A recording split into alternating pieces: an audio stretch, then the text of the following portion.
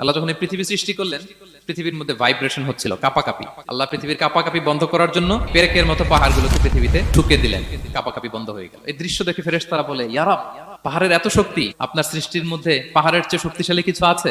আল্লাহ বললেন আছে। সেটা কি? আল্লাহ বললেন সেটা লোহা, কারণ লোহা দিয়ে পাহাড় কাটা যায়, ঠিক কিনা? লোহার কথা শুনে ফেরেশতারা অবাক। ফেরেশতারা প্রশ্ন, তাহলে আপনার সৃষ্টির মধ্যে লোহার চেয়ে শক্তিশালী কিছু আছে? আল্লাহ বললেন আছে। কি সেটা? আন্নার, আগুন। কারণ আগুন লোহাকে কি করে? গলিয়ে ফেলে। ফেরেশতারা শুধু অবাকই হচ্ছে। ফেরেশতারা বলে, আগুনের চেয়ে শক্তিশালী কিছু আছে? আল্লাহ বলে আছে, আলমা, পানি। কারণ আগুনে দাউ দাউ করে জ্বলে ওঠা আগুনের মধ্যে পানি দিলে আগুন অস্তিত্ব হারায়। ফেরেশতারা শুধু অবাকই হচ্ছে। তারা বলে, তাহলে পানির চেয়ে শক্তিশালী কিছু আছে? আল্লাহ বলেন আছে, রিহ, বাতাস।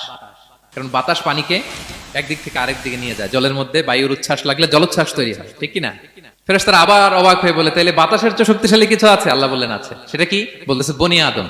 ওই মানুষ শক্তিশালী যে গোপনে দান করে, এত গোপনে যে ডান হাত কি দান করলো, বা হাত সেটা টের পায় না। পড়েন সুবহানাল্লাহ।